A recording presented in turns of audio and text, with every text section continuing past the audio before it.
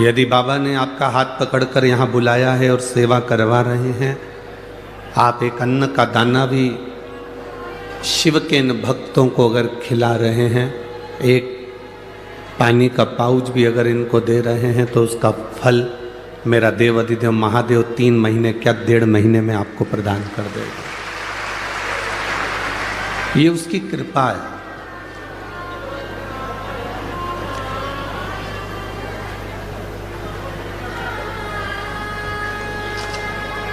उसकी कृपा बिना नहीं होता।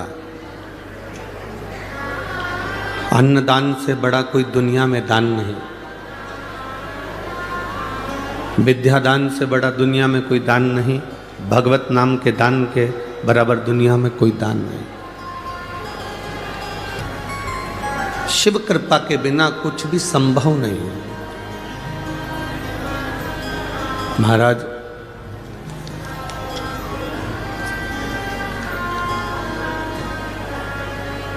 हम तो यहाँ नासिक शहर के जितने भी भक्त लोग कथा को श्रवण करने के लिए आए, हम उनसे कहेंगे ये तो बाबा की कृपा आप लोगों के 1 लोटा जल से हुई है।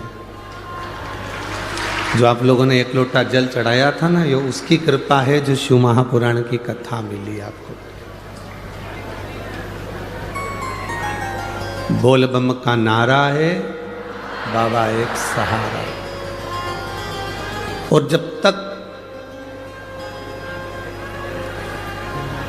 उसका सहारा आपके साथ है, आपको घबराने की कभी जरूरत नहीं है। बिल्कुल मत घबराओ। बस निवेदन है कि ऐसा ना करिएगा कि 2-3 महीने मंदिर गए और 3 महीने के बाद फिर 15-20 दिन छुट्टी कर ली, फिर मंदिर चले गए, फिर 15-20 दिन छुट्टी कर ली, फिर मंदिर चले गए। नहीं, अपने घर का एक नियम बना लो। आप मंदिर नहीं जा पा रहे हो तो आपके बच्चे को मंदिर भेजिए। वो नहीं जा पा रहा तो अपने पति मंदिर जाएं, 1 लोटा जल चढ़ा कर आए।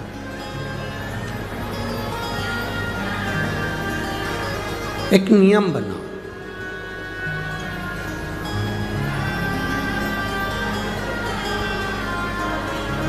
जैसे घर के दरवाजे में थोड़ी सी सरंग हो जाती है, घर का दरवाज़ा थोड़ा सा खुला रह जाता है, घर के दरवाजे में कोई जगह रह जाती है, घर के अंदर कोई खिड़की में कोई सरंग रह गई, कोई जगह रह गई, तो उसमें से चूहा अंदर घुस जाता है। बोलो सही है कि गलत है? बोलो बोलो, जम के बोलो। छिपकली अंदर घुस जाती है, छछूंदर अंदर घुस जाती है। दरवाजे में कोई सरंग रह गई, खिड़की में कोई सरंग रह गई, दरवाजे में कोई गैप रह गया, खिड़की में कोई गैप रह गया, तो उसमें चूहा, छिपकली, छछूंदर, काकरोच ये सब अंदर घुस जाते हैं। दरवाजे में गैप हुआ तो चूहा, छछूंदर, काकरोच अंदर घुस गए, प्रवेश कर गए। खिड़की में गैप हुआ तो कीड़े मकोड़े अंदर प्रवेश कर गए, छिपकली अंदर घुस गई, चूहा घुस गया, छछूंदर, काकरोच, कीड़ा अंदर घुस गया। आपके जल चढ़ाने में, मंदिर जाने में गैप हो जाता है तो पाप हमारे अंदर वापिस प्रवेश कर जाता है। गैप मत होने दो। अपन मंदिर नहीं जा रहे तो अपने बेटे से कहो जरा 1 लोटा जल चढ़ा कर। आप भगवान के दरवाजे तक नहीं जा पा रहे तो परिवार का कोई व्यक्ति मंदिर तक जाए, शिव जी को 1 लोटा जल चढ़ा कर। गैप ना करिए। सरंग रह जाएगी, खुला रह जाएगा, छोटा सा गैप हो जाएगा तो उसमें से पाप भी हमारे अंदर प्रवेश कर सकता। पाप को प्रवेश का मौका मत दो।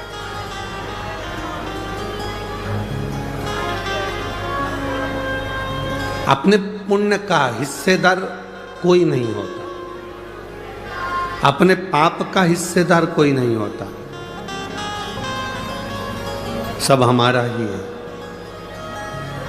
दो चीजें ऐसी हैं जिसका हिस्सा कभी नहीं हुआ, एक मां का दूध और दूसरा आपने जो माला जपी, भगवान का भजन किया उसका। माता के दूध का भी हिस्सा नहीं होता। जब माँ अपने बच्चे को दूध पिलाती है तो आंचल को ढाक कर, पल्लू से ढाक कर दूध पिलाती है, और जब कोई भजन करता है तो हाथ को ढाक कर भगवान का भजन करता है। क्योंकि माँ जब बच्चे को दूध पिलाए तो वो भी नहीं दिखना चाहिए, और जब आप भगवान का भजन करें तो वो भी नहीं दिखना चाहिए। ये दोनों छुपे रहना चाहिए।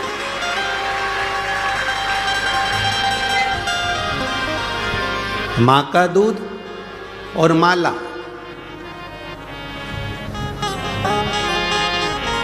ये दोनों का कोई हिस्सा नहीं। माता के दूध का भी हिस्सा नहीं होता। छोटा सा बच्चा दूध पी रहा है और उसका बड़ा बहन अगर खड़ी हुई है 8 साल की, 9 साल की, 7 साल की, तो वो कभी नहीं कहेगी कि माँ तू इसको दूध पिला रही है तो मुझको भी दूध का पान करा, मैं भी तो तेरी बेटी हूँ। माँ कहेगी मैंने तुझे जब तू जन्म ली थी तब मैंने तुझे दूध का पान कराया था, अभी इसका हक है, अभी इसका हक है, इसलिए ये दूध पी रहा है। माता के दूध का कभी बंटवारा नहीं होता।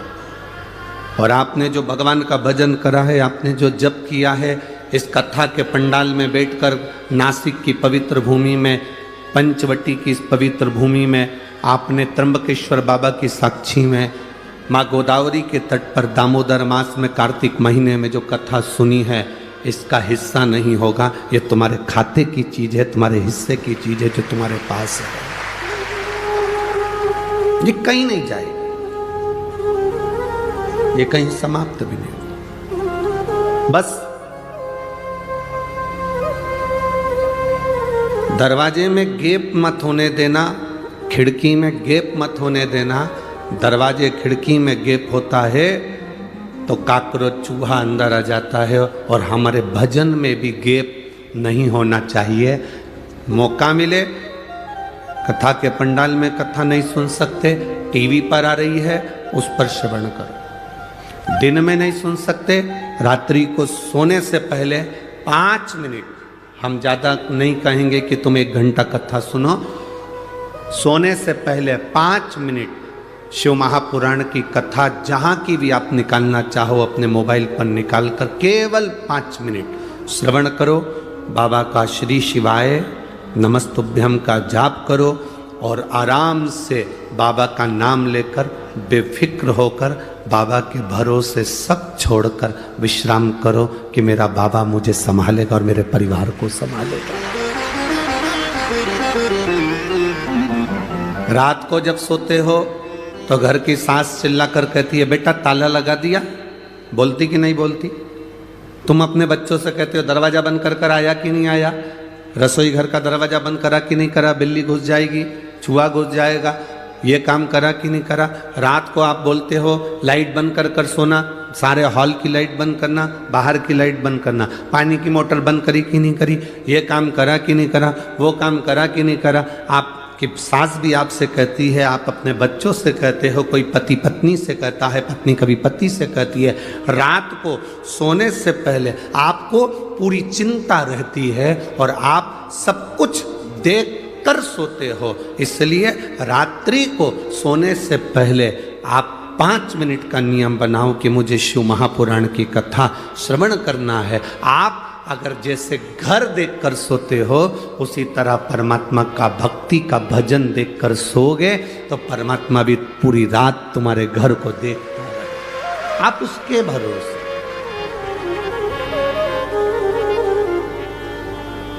मेरे बाबा दया करना, मैं तेरे भरोसे हूँ। भोले बाबा दया करना,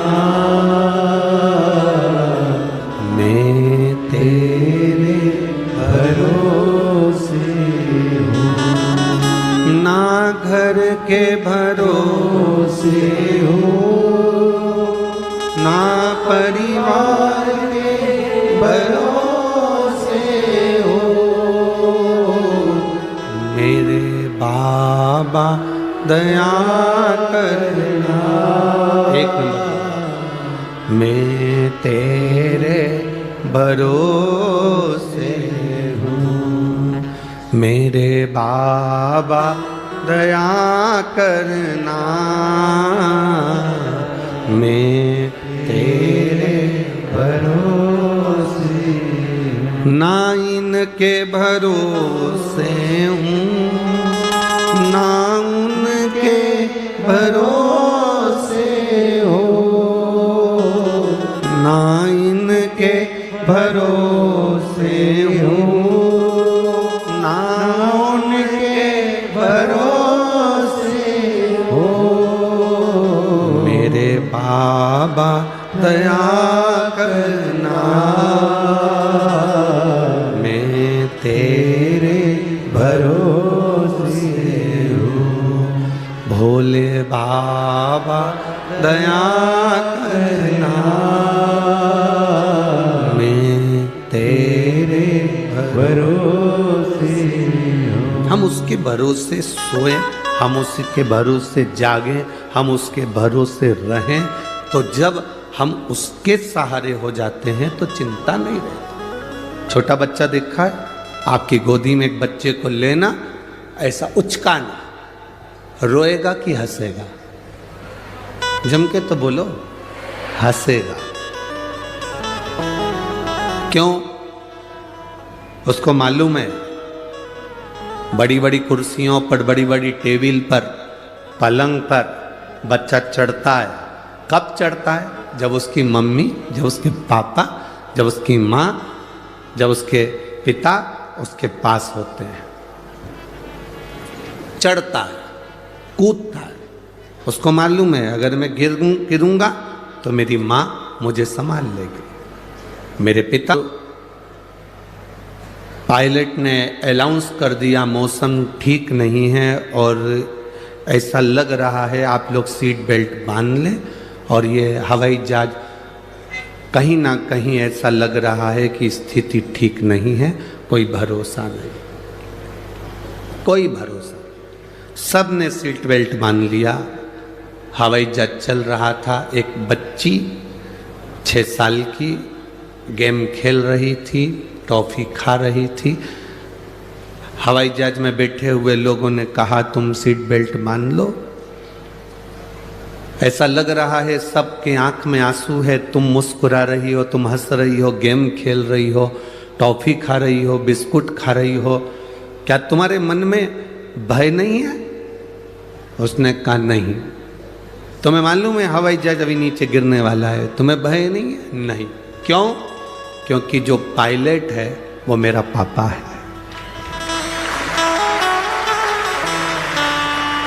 जब मेरा पिता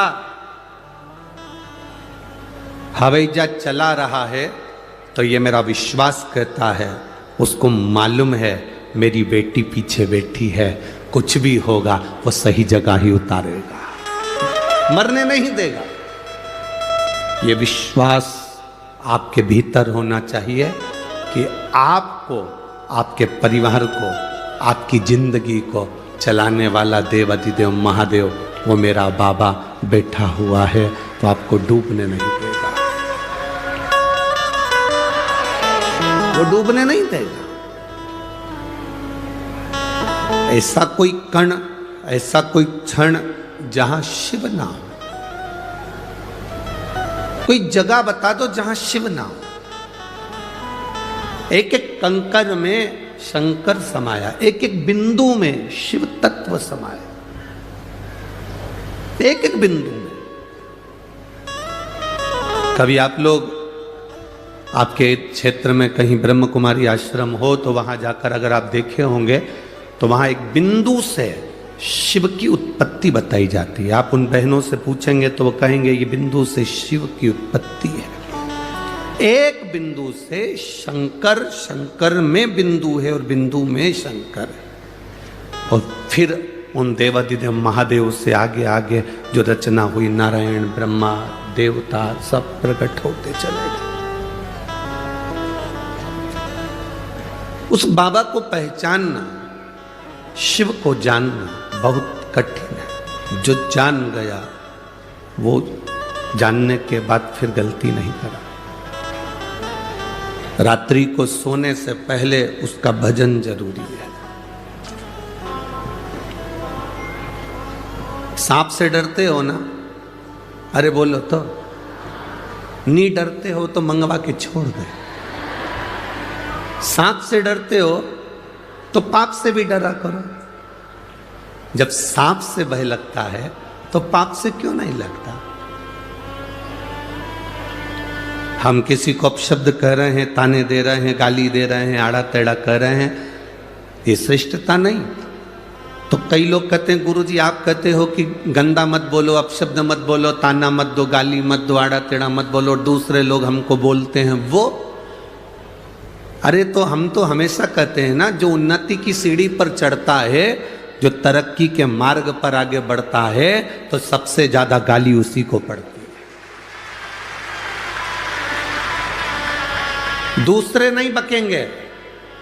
तुम्हारी कॉलोनी के जो होंगे, तुम्हारे मोहल्ले के जो होंगे, तुम्हारे रिश्तेदार जो होंगे, तुम्हारे परिचित जो होंगे, जो तुम्हें बचपन से देखे होंगे, जो तुम्हें जानते होंगे। नामदेव जी को गाली किसी दूसरे ने नहीं दी, उनके अपनों ने दी। संत ज्ञानेश्वर महाराज को अपशब्द कह देते थे, संत तुकाराम जी को आड़ा टेढ़ा कह देते थे, मीराबाई को आड़ा टेढ़ा कहते थे, रामकृष्ण परमहंस जी को आड़ा टेढ़ा कहते थे, कर्माबाई को अपशब्द कहते थे। भारत की भूमि के एक एक संतों का चरित्र निकाल कर देखिए, उनको कितना अपशब्द कहा गया, उनको कितनी गालियां दी गई, उनको कितना आड़ा टेढ़ा कहा गया। ये संत तो बाद में पुजाए, जब भगवान में समाहित हो गए, जब भगवान में चले गए, संसार छोड़कर चले गए, तब दुनिया के लोगों ने इन संतों को पूजना चालू करा। जब तक जिंदा थे तब तक उनके नगर के लोग, उनकी कॉलोनी के लोग, उनके मोहल्ले के लोग, उनके क्षेत्र के लोग, उनके प्रदेश के लोग उनको अपशब्द कहते रहे। जब वो चले गया तब दुनिया को मालूम पड़ा कि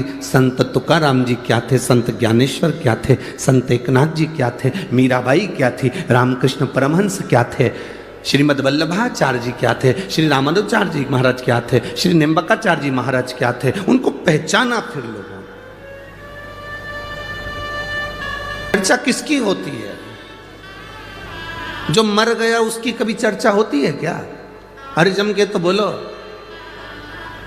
जो जिंदा है, जिसकी हस्ती है, जिसको लोग जानते हैं, उसी की चर्चा होती है।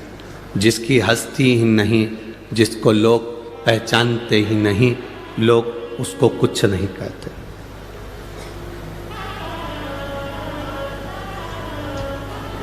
जितनी गाली दुनिया में किसी को नहीं पड़ती होगी, उतनी गाली बेचारे मोदी को पड़ती होगी।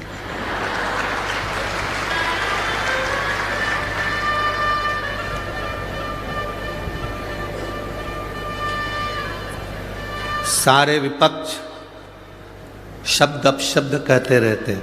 तुम्हें तो जरा सी कोई गाली दे दे तो तुम मुंह फुला के बैठ जाओ, उसके बाद भी उसके चेहरे पर सल नहीं आता, प्रसन्नता में अपना कार्य कर कर आगे बढ़ता जाता है।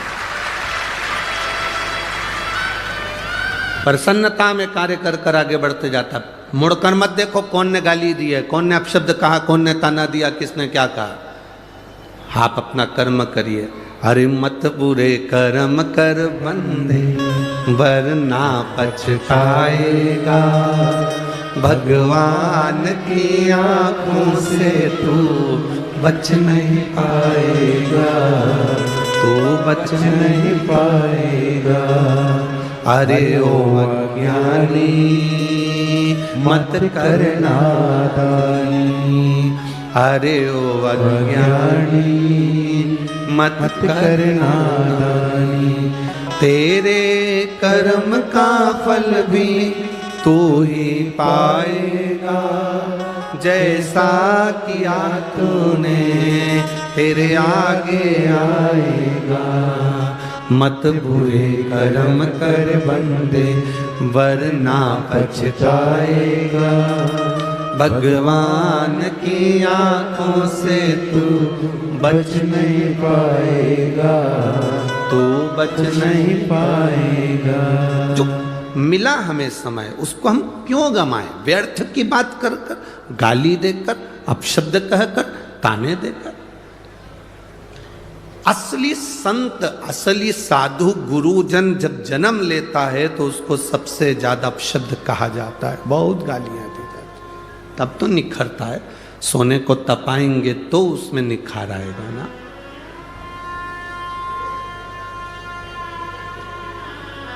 जब तक निखारेंगे नहीं तब तक उसका रस तत्व प्राप्त नहीं होगा। मीराबाई जहां रहती थी आसपास के लोग मीरा को गालियां दिया करते थे, अपशब्द कहते थे। कर्मा जहां रहती थी वहां लोग उनको अपशब्द कहते थे। जो आता था वह हंसी उड़ा कर ताना देकर उनके परिचित भी उनको अपशब्द कह देते थे। बाद में चली गई जब उनके महत्व को जाना कि मीरा, कर्मा, नरसिंह मेहता, नामदेव, ध्रुव, प्रहलाद क्या थे। प्रहलाद को अपशब्द कहे, ध्रुव जी को अपशब्द कहे। जब चले गए तब मालूम पड़ा कि ये थे क्या, है क्या।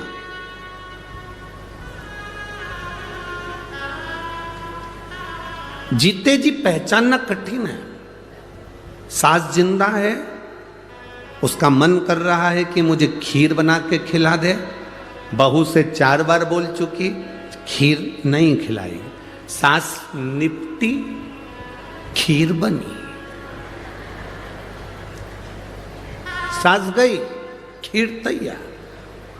अब सास को नहीं, उसका फोटो जो लगा हुआ है इस्माइल देता हुआ, बस वो कंडा जलाकर, गाय की गोबरी जलाकर, उसको जलाने के बाद थोड़ी सी पूड़ी और खीर उसमें छोड़कर फिर प्रणाम। सास फोटो में विचार कर रही, मैं कहते कहते मर गई तो नहीं खिलाया। मरने के